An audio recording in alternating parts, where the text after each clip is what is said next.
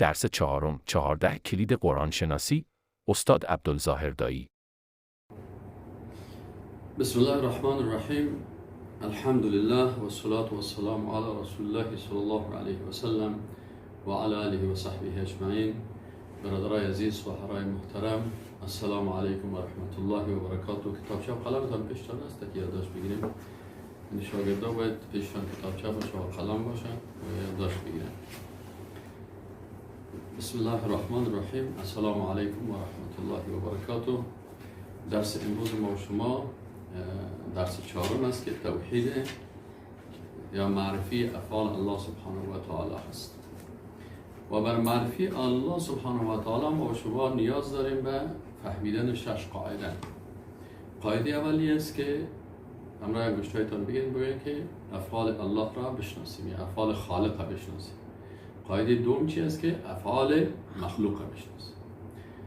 قاعده سوم افعال خالق و مخلوق نسبت ندیم و قاعده چهارمی است که افعال مخلوق به خالق نسبت ندیم و قاعده پنجمی است که افعال خالق از مخلوق تقاضا نکنیم و قاعده ششمی است که افعال خالق و مخلوق با هم تشبیه نکنیم. اینال در اینجا یاد گرفتن 6 قاعده برای یک دقیقه بسیار آسان است. دو قاعده اول شناختن است، افعال خالق بشناسید و افعال مخلوق بشناسید. و دو قاعده دیگه چی است؟ نسبت دادن است. افعال خالق به مخلوق نسبت ندیم و افعال مخلوق به خالق نسبت ندیم. یک قاعدهش تقاضا کردن است، یعنی افعال خالق از مخلوق تقاضا نکنیم. و آخری قاعده چی است؟ آخری قاعده چی است که افعال خالق و مخلوق با هم تشبیه نکنیم. نگوییم که افعال خالق مثل افعال مخلوق است و افعال مخلوق مثل افعال خالق است. به این شکل ما و شما باید این کار نکنیم. خب حالا وقتی که فهمیدیم میم قرآن عظیم الشان افعال خالق برای ما و شما درباره افعال چه قسم بحث میکنه؟ چند مطلب قرآن عظیم الشان بیان میکنه. اول مطلبی که الله متعال در قرآن عظیم الشان بیان میکنه همین هست که افعال خالق با جلال و عظمتش معرفی میکنه تا ما بشناسیم. الله متعال در قرآن عظیم الشان افعال خود معرفی میکنه تا ما افعال الله را با همون جلال و عظمتش که الله معرفی میکنه بشناسیم. مثلا در سوره زمر آیت 67 الله متعال چی میگه؟ الله میگه و ما قدر الله حق قدره. میگه این مردم الله را قدر نکردن همون قسم که حق قدردانی الله بود. والارض جمیعا قبضته یوم القیامه. الله ات ذات هست که تمام زمین در قبضه الله متعال میباشه. قبضه الله را با قبضه مخلوق تشبیه نکنیم. بس که ما شما یک چیز دست خود میگیریم یک قسم تشبیه نکنیم، بلکه میگیم که تمام آسمان زمین که هست در قبضه الله متعال میباشه. و السماوات مطویات بیمینه. و آسمان ها این هم چی میباشن؟ مثل که یک ورق شما تو لوله میکنین، همین قسم ورق لوله شدگی وره آسمان ها هم با دست راست الله میباشن. سکریم قدرت الله را و بزرگی الله را و عظمت الله را و عظمت افعال الله را. سبحانه و تعالی عما یشرکون. الله پاک است و تعالی و بسیار عالی مرتبه هست عما یشرکون، از آنچه که اینا شرک میکنن. باز الله متعال میگه کذالک الله یفعل ما یشاء. این قسم الله هر چی خواسته باشه انجام میده. و یفعل الله ما یشاء سوره ابراهیم از آیت 27. و دیگه الله متعال بر ما میگه که لا یسأل عما یفعل. الله متعال سوال کرده نمیشه از آنچه که فعل میکنه.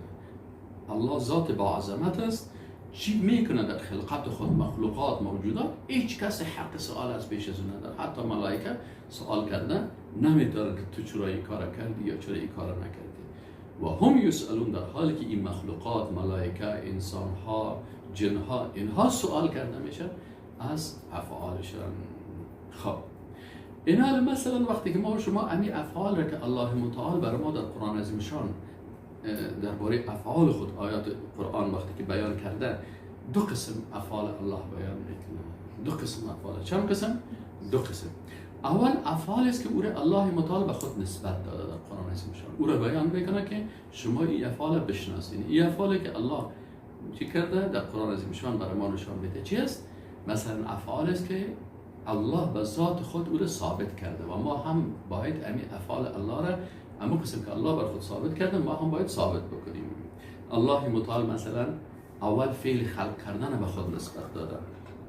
الله سبحانه و تعالی در سوره نور آیت 45 میفرماید والله خلق کل دابه. الله تمام جنبنده ها را خلق کرده. من ما، از چی خلق کرده؟ از آب. فمنهم من یمشی علی بطنه. بعضی از اینا به شکم خود میره، مثل ما را دیده باشه به خزنده هستن. و منهم من یمشی علی رجلین. و بعضی ها با 2 پای، مثل ما و شما انسان ها هستیم، اینا با 2 پای میره. و منهم من یمشی علی 4. و بعضی با 4 پای میرن. یخلق الله ما یشاء. الله خلق میکنه هر چیزی را که خواسته باشه. ان الله علی کل شیء قدیر. یقینا که الله تعالی به هر چیز قدرتمند است. فعل دیگه که در قرآن آمده است فعل حفظ کردن است. من یک مثالش میگم. الله متعال درباره خلق کردن بسیار آیات قرآن آورده و باز تفصیل داده که برای فلانی دختر میده و فلانی پسر میده و یکی اردوش میده و یکی هیچ اولاد نمیده. افعال خلق کردن بسیار زیاد است. دیگه حفظ کردن است. الله متعال همین قسم که خلق کرد آسمان، زمین، عالم حیوان، عالم نبات، جنها، کل از اینا خلق کرد، باز الله متعال اینا را حفظ میکنه. ان الله یمسک السماوات والارض ان تزولا. یقینا که الله حفظ میکنه آسمان ها و زمینه که از زائل شوند. یعنی اینا را کی حفظ میکنه؟ الله حفظ میکنه. سوره فاطر آیت 41 است. یعنی انسان مسلمان باید او عقیده داشته باشه که خلق کننده الله است. مرا اولاد الله میده، دختر و پسر بر من الله میده. و به این قسم ان الله یمسک السماوات والارض ان تزولا.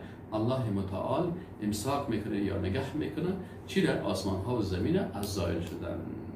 و مثلا یعقوب علیه السلام وقتی که فرزندش او را حفظ کردن نتونست، او را بردن در چاه انداختن، بالاخره بردنش در مصر.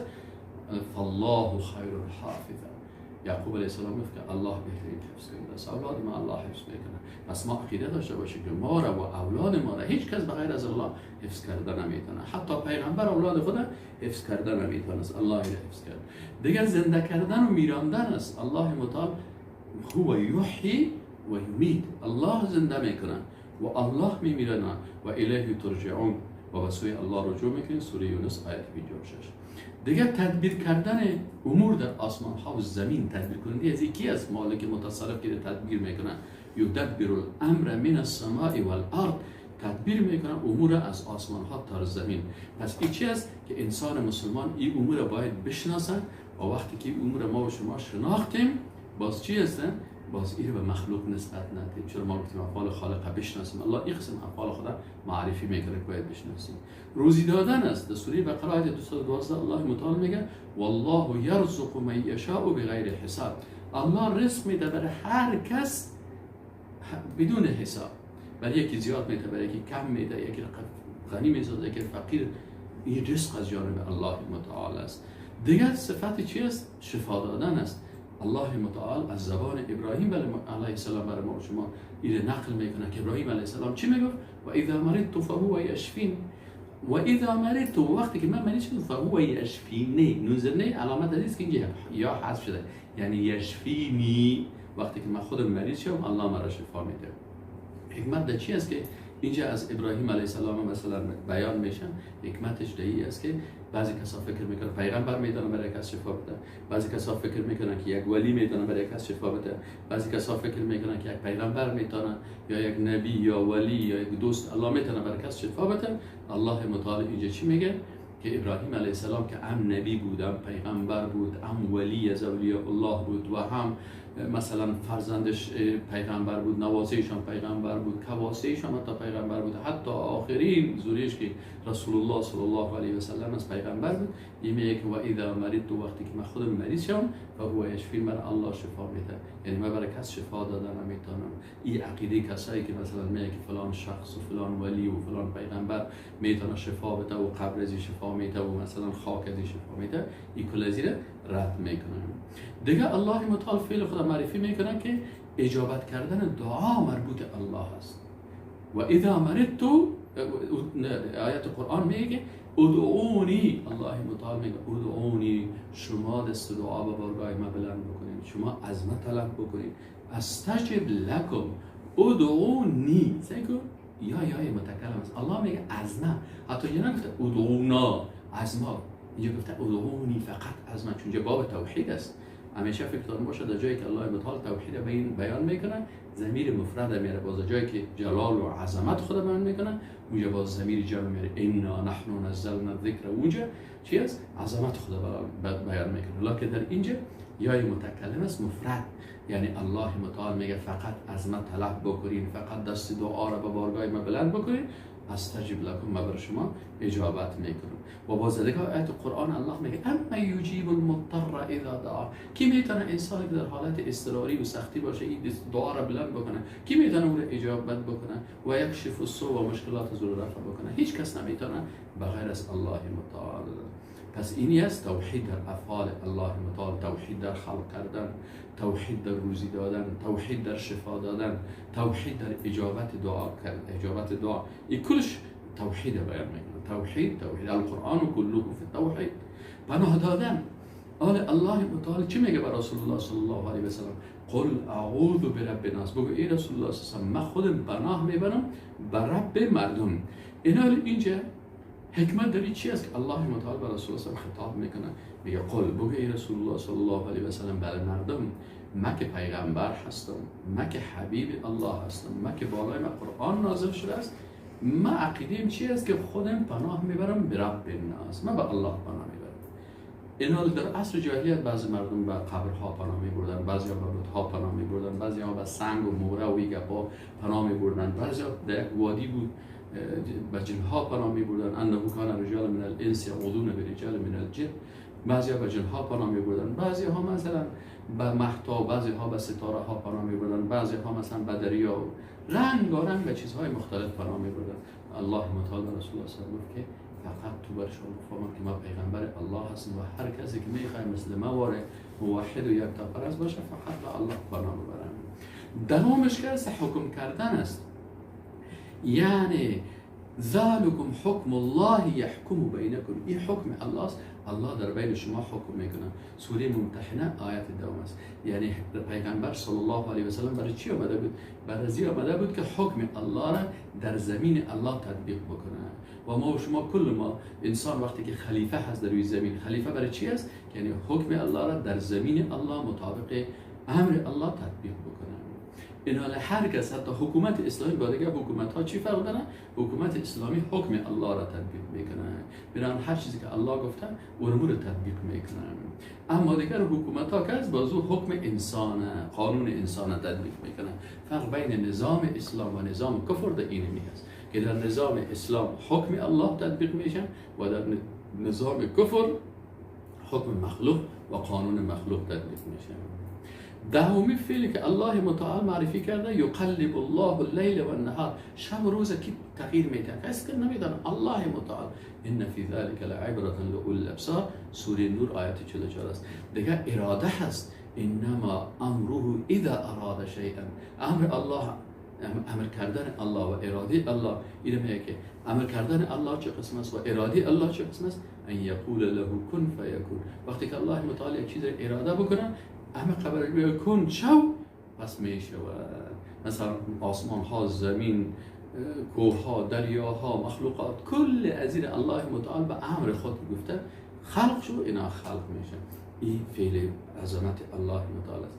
دیگه تقدیر نبودن، والله یقدر اللیل و النهار، اندازه گیری کی میکنه؟ اندازه از این شب و روز الله متعال میکنه.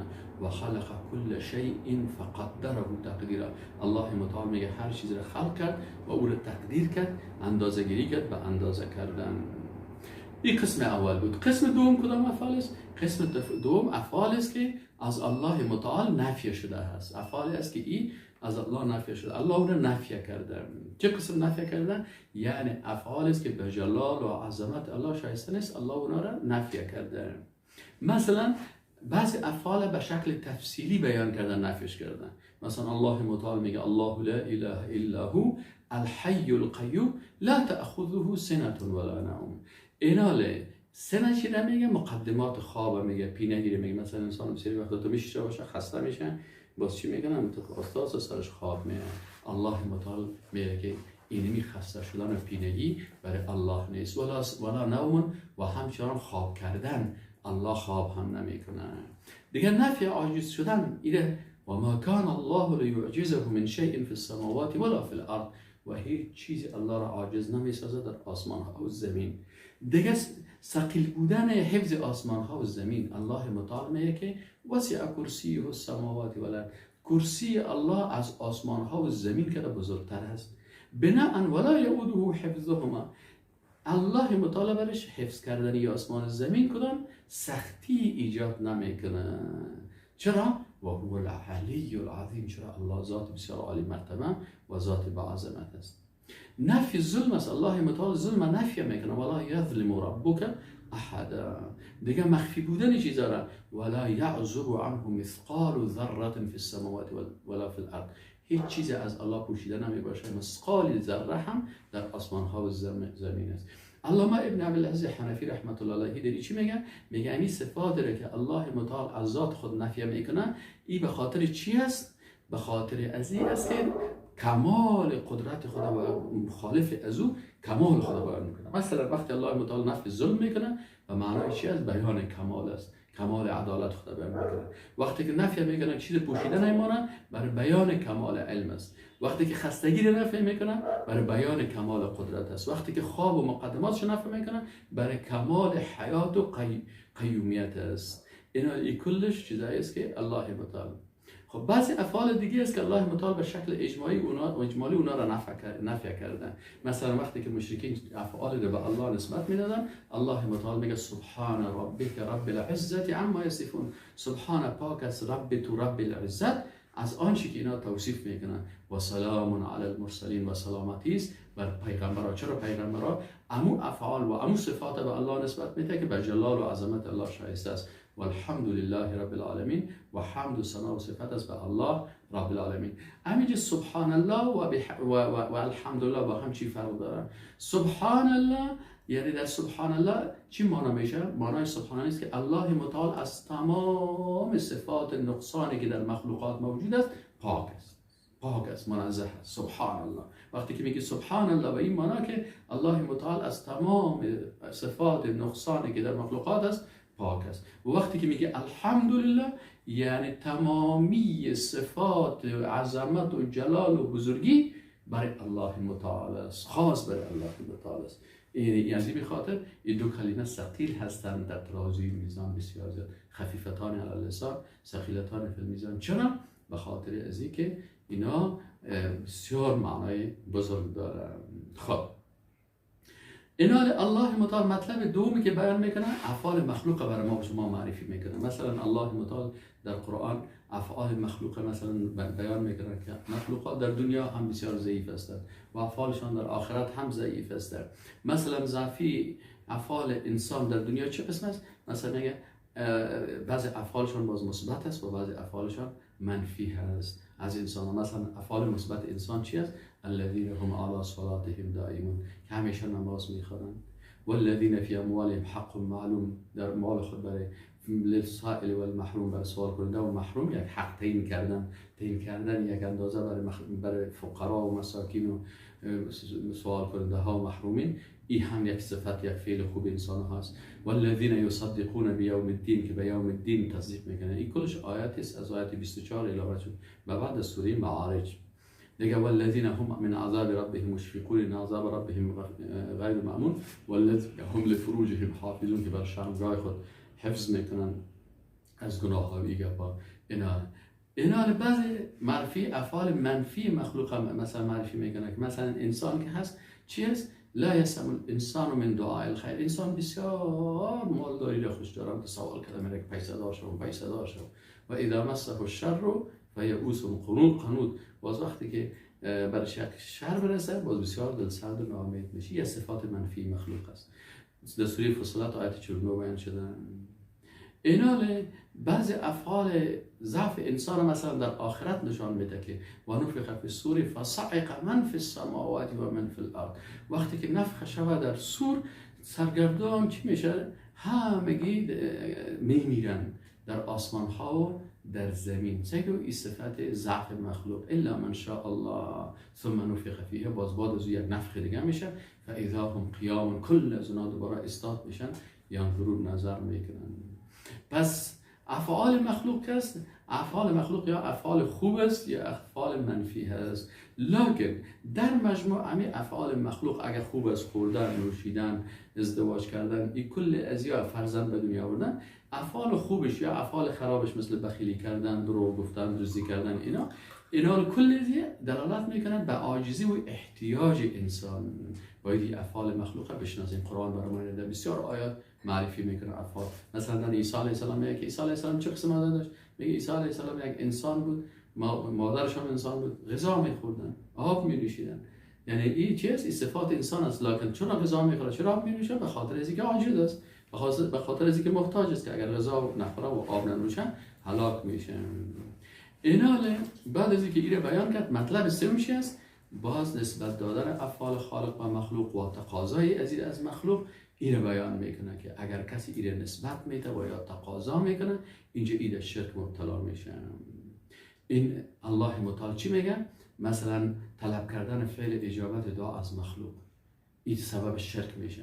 الله متعال میگه و ان المساجد لله فلا تدعوا مع الله احدا. ما شما در قاعده خواهیم افعال الله را بشناسیم، افعال مخلوق را بشناسیم، افعال الله را به مخلوق نسبت ندیم. و باز پنجمیش خواندم که افعال الله را از مخلوق تقاضا نکنیم. اینجا امی گفتم میگه که تقاضا و نسبت دادن افعال الله و مخلوق و ان المساجد لله فلا تدعوا مع الله احدا. مساجد مخصوص الله هست، در مساجد بغیر از الله کسی دیگه سوال نکنید. ولا تدعوا من دون الله ما لا ينفعك ولا يضرك. الله متعال میگه طلب نکن بغیر از الله ما او چیزی را که لا ينفعك ولا يضرك، نه برای تو نفع میرسه نه ضرر. تو پیش قبر میری یا پیش بت میری، اون برای تو نفع رسانده نمیتونه. و فان فعلت فانك اذا من الظالمين. اگر این کار کردی باز تو از جمله ظالما هستی. یا طلب نفع و ضرر از مخلوق این هم نکنیم. چرا؟ الله متعال میگه و این یمسسک الله بضر فلا کاشف له الا هو. اگر الله بر تو یک ضرر برسانه، هیچ کسی ضرر را دور کرده نمیتونه بغیر از الله. و این یرید که به خیر، و اگر الله بر اراده خیر بکنه فلا راد لفضله. پس هیچ کسی فضیلت الله را رد کرده نمیتونه. سوره یونس آیت 107. در آیت دیگه چی میگه؟ ان الذين تدعون من دون الله لن يخلقوا ذبابا. او کسایی که شما بغیر از الله طلب میکنید، به دست از اونها دست دعا رو بلند میکنن و یک دانه مگس پیدا کردن نمیتونن. همین کل بت‌های دنیا را یک جای بکن، یک تا مگس اینا جور کردن نمیتونن.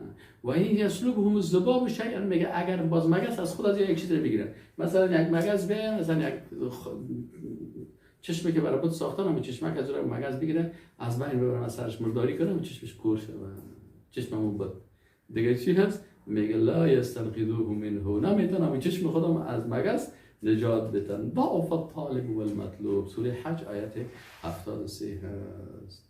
از این خاطر الله متعال میگه و ما قدر الله حق قدره ان الله لقوی عزیز. اینا الله را قدردانی نکردن به اون چیزی که الله مستحق بود. الله قوی و عزیز. سوره حج آیت 74.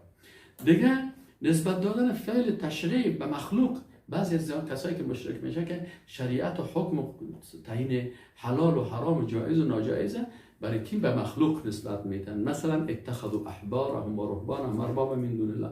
یهود و نصارا چرا کافر شدن؟ که برای علمای خود صلاحیت دادن که حلال حرام کنن، حرام حلال کنن. اینه وقتی که کسی این صلاحیت داد در حقیقت او عبادت کرده. چرا؟ و المسیح ابن مریم و همچنان عیسی پسر مریم و ما امروا الا لیعبدوا الها واحدا. برای زنا گفته شده بود شما فقط الله را عبادت بکنید، فقط احکام الله را اطاعت بکنید. اینا لیا و امر نشد مگر که عبادت الله واحده بکنن. پس اینجا وقتی که حلال و حرام هم کس از کس اطاعت میکنه در حقیقت او را عبادت کرده. این هم عبادت هست. این عبادت تشریعی میگن. مطلب چهارم نسبت دادن افعال مخلوق به خالق. بعضی کسا قرآن عظیم شان از نسبت دادن افعال مخلوق به خالق منع میکنن. چرا؟ به خاطر که افعال مخلوق افعال ضعف و عاجزی و ناتوانی است و نسبت دادن افعال مخلوق به الله این بی‌ادبی هست برای الله متعال. مثلا بعضیا گفتن که الله متعال میگه بعضیا نسبت فرزند پیدا کردن به الله میدن. الا انهم من افکهم لا یقولون، یقین داشته باشید که اینا از تهمت خود چی میگن؟ میگن ولد الله، الله فرزند به دنیا آورد. و اینهم لکاذبون، یقینا که اینا دروغگوی هستن. سوره صافات آیت 151 152. دیگه نسبت دادن بسته بودن دست یا بخیلی کردن. یهودی‌ها چرا کافر شدن؟ گفتن وقالت الیهود ید الله مغلوله، گفتن دست الله بسته است. العیاذ بالله. چی معنی؟ یعنی بخیل است. الله متعال میگه غلت ایدیهم، دستای خودشان بسته باد خودشان. الله متعال و بخیلی. بسیار یهودی‌ها میان بخیل هستن. الله متعال میگه خودشان بخیل شوند و لعنوا بما قالوا، و لعنت شدن به آن چیزی که اینا گفتن. بل یداه مبسوطتان، بلکه دو دست الله باز است. ینفق کیف یشاء، نفقه میکنه. چندین میلیارد مخلوق نان میته و غذا میته و آب میته و در بحر مخلوقات خوراک میته و پرنده ها را خوراک میته. این چی است؟ این کلش از عظمت خالق متعال است. نسبت فعل دختر گرفتن و یجعلون لله البنات سبحانه و لهم ما یشتهون، برای الله نسبت دختر گرفتن میدن. این شرک دیگه هست. نسبت خسته شدن، امام طبری میگه قالت الیهود، میگه یهودیای خبیث میگفتن که ان الله خلق السماوات والارض، میگه الله آسمان ها و زمین فی سته ایام، در 6 شبانه روز، در 6 روز خلق کرد. ففرغ من الخلق یوم الجمعه، باز فارغ شد از خلق امی مخلوقات در روز جمعه. و استراح، باز استراحت کرد یوم السبت، روز شنبه. فاکذبهم الله تعالی، پس الله اونا را تکذیب کرد، دروغ میگین. الله متعال گفت که و ما مسنا من لغوب، برای ما هیچ گونه خستگی و رنج و سختی نرسیده در خلقت آسمان و زمین.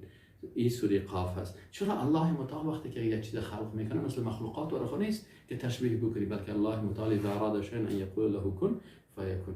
مطلب پنجم منع تشبیه افعال خالق با مخلوق، یا برعکسش. ما شما گفتیم که افعال خالق با مخلوق تشبیه نکنیم، افعال مخلوق با خالق تشبیه نکنیم. الله متعال بر ما و شما میگه که امی کارا نکنید. فلا تضربوا لله الامثال، برای الله مثال ها بیان نکنید که شبیه مثل فعل فلانی مخلوق مثل فعل الله، یا فعل الله مثل فعل، نه این تشبیه نکنید. الله متعال میگه ان الله یعلم و انتم لا تعلمون، سوره نحل آیت 74. و در آیت سوره 11 سوره شورا چی میگه؟ لیس کمثله شیء، مثل الله هیچ چیز نیست، در صفات، در ذات، در افعال، در هیچ چیز. و هو السمیع البصیر. دیگه بت پرستان چی میکردن؟ الله را تشبیه میکردن با پادشاه. اینا در حقیقت یا یک بی‌ادبی میکردن. چرا؟ پادشاه که است، وقتی که الله را تشبیه کردن با پادشاه، اینجا چی مشکل پیدا شده؟ پادشاه را تشبیه میکردن با الله، این مشکل چی پیدا میشه؟ که مثلا پادشاه ضعیف است، پادشاه را خو میبره، پادشاه را خو میبره، پادشاه گرسنه میشه، پادشاه مثلا مریض میشه، پادشاه تشناب میره، پادشاه ازدواج میکنه. اینا تشبیه خالق متعال به پادشاه، نسبت دادن امی افعال و صفات ضعف به خالق متعال است. الله متعال امی چیز از اینا را رد کردن. مثلا وقتی کسایی که کارا را رومی ها میکردن، باز اما عمرو بن لحی که قبلا هم بر شما گفتم، بازو رفت امی عقیده بت پرستی که تشبیه خالق به پادشاه هست. ایره باز الله متعال میگه الله لله الدین الخالص، یقین داشته باشین که دین خالص بر الله هست. والذین اتخذوا من دونه اولیاء، کسایی که بغیر از الله دوستا گرفتن، ما نعبدهم الا لیقربونا الی الله زلفا، ما اینا را عبادت نمیگیم مگر به خاطر ازی که اینا ما را به الله چی میکنن؟ نزدیک میکنن. اینا وقتی پادشاه را الله را با پادشاه تشبیه کردن، باز گفتن پادشاه رئیس داره، رئیس دفتر داره، سکرتر داره. وقتی پیش پادشاه میری مجبور اول عریضه ده به سکرترش بدی و مقربینش بدی. پس این امیره به الله را هم به پادشاه تشبیه کردن و گفتن که ما پیش از این بتا میریم عبادت میکنیم، بازی عریضه ما را به الله پیش میکنن. ما نعبدهم الا لیقربونا الی الله زلفا. این دلیل کی است؟ این دلیل بت پرستا و قبر پرستا است. الله متعال در جواب چی؟ ان الله یحکم بینهم فیما هم فیه یختلفون، یقینا که الله در بین از اینا حکم میکنه در آن چیزی که اختلاف میکنه. ان الله لا یهدی من هو کاذب کفار، الله هدایت نمیکنه انسان های کاذب دروغگو هستن و کفار و بسیار ناسپاس هستن. اینا این عقیده از اینا کرد. آخری مطلب چی هست؟ نتیجه گیری میشه که ما به این نتیجه میرسیم که افعال الله متعال افعال است که به جلال و عظمت الله شایسته هست و در قرآن عظیم شان ثابت است و نباید ما افعال را بالای از اضافه بکنیم، بلکه می افعال قبول بکنیم و این معنایش تغییر ندیم و افعالی است که به جلال عظمت الله شایسته است. و دوم نتیجه میرسیم که افعال مخلوق افعال عاجزی و بیچارگی و احتیاج است. میخورن، مینوشن، ازدواج میکنن، سکرتر میگیرن، رئیس دفتر میگیرن، مقرب میگیرن، به خاطر ضعف و ناتوانیشان است. و سوم نقطه که ما یاد گرفتیم این است که نسبت دادن افعال خالق و مخلوق سبب شرک میشن. و چهارمی این است که نسبت دادن افعال مخلوق به الله سبب بی‌ادبی و کفر میشه و انسان از دایره ایمان خارج میکنه. دیگه پنجمی رو فهمیدیم تقاضا کردن افعال خالق از مخلوق این هم سبب شرک در افعال و شرک در ربوبیت میشه. و ششمی نقطه یاد گرفتیم که تشبیه کردن افعال خالق با مخلوق یا برعکس از اون تشبیه نمودن افعال مخلوق با افعال خالق یک عمل ناجایز میباشه و از همین خاطر بسیاری از امتهای قبلی که یهود و نصارا بودن به همین سبب از دایره ایمان خارج شدن. و السلام علیکم و رحمت الله و برکاته.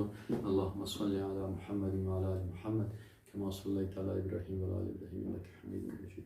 سبحانك اللهم وبحمدك اشهد ان لا اله الا انت